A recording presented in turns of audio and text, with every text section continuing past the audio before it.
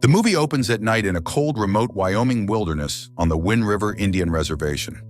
Natalie Hanson, an 18-year-old Native American woman, runs barefoot through the snow while crying. As she runs, we see Cory Lambert in full white camouflage shooting a wolf. Lambert is a Fish and Wildlife Department hunter who kills predatory animals in the area. While out on one of his hunts, Lambert comes across the body of a young woman, Hanson.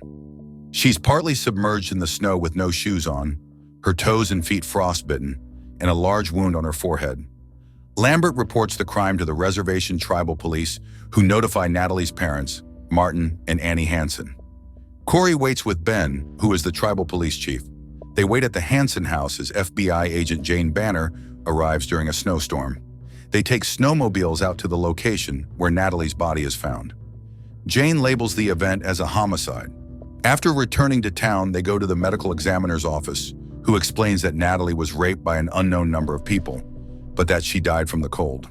Cory, Jane, and Ben all head to the rundown house of Sam Littlefeather, which is a drug den on the reservation, as they look for clues.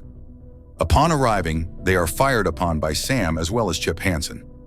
Sam comes around a corner and fires at Jane, missing while she is able to hit him with several rounds. He dies on the spot.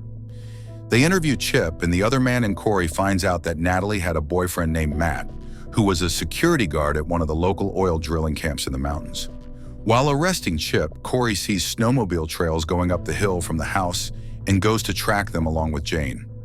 Up the hill, they find the dead body of Matt Rayburn, who was Natalie's boyfriend, being eaten and chewed on by birds, half buried in the snow.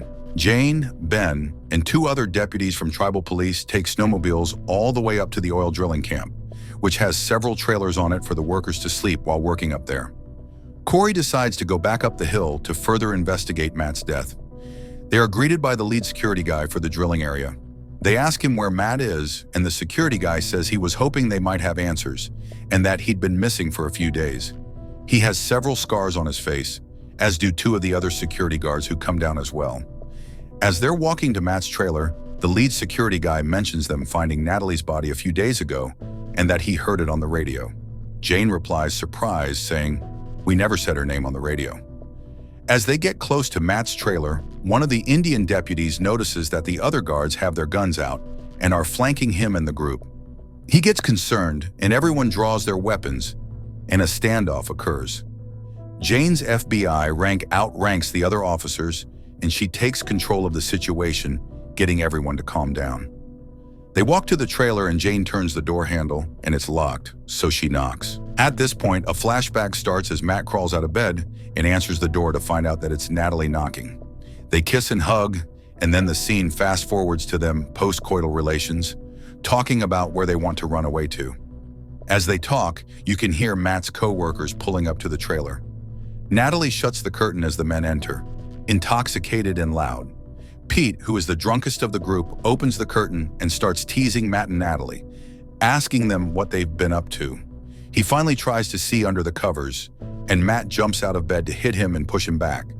The rest of the guys grab Matt after he gets a few punches in on Pete.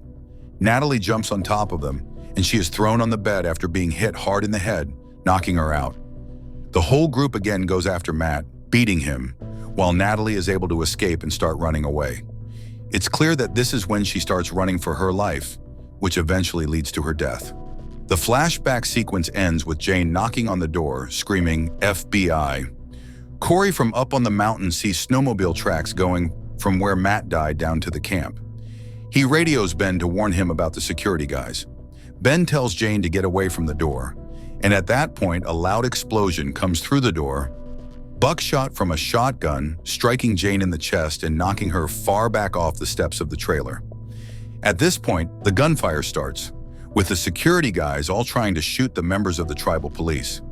Jane is alive because of her bulletproof vest, but injured from the impact.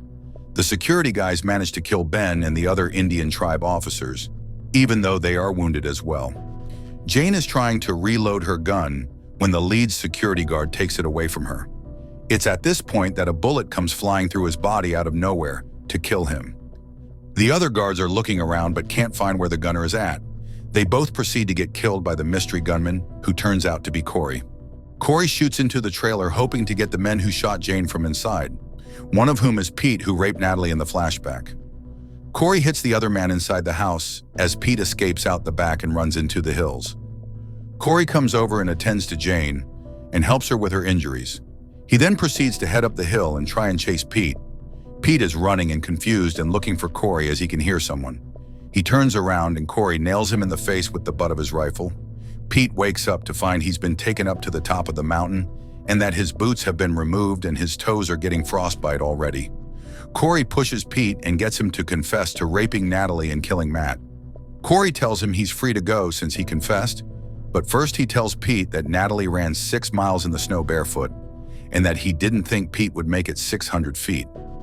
Cory tells him to run, and Pete starts to run, making it just a few dozen steps before the cold freezes up his lungs, just as it had done to Natalie's.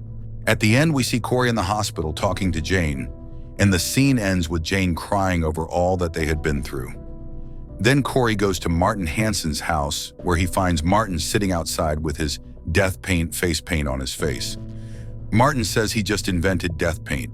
Cory hints that they caught all the guys and that the man who killed Natalie went out with a whimper. Martin, then starting to get choked up, says, "I just want to sit here and miss her for a minute. Will you sit with me?" Cory sits with him, and a title screen comes up saying that statistics are kept for every group of missing people except Native American women. Nobody knows how many are missing.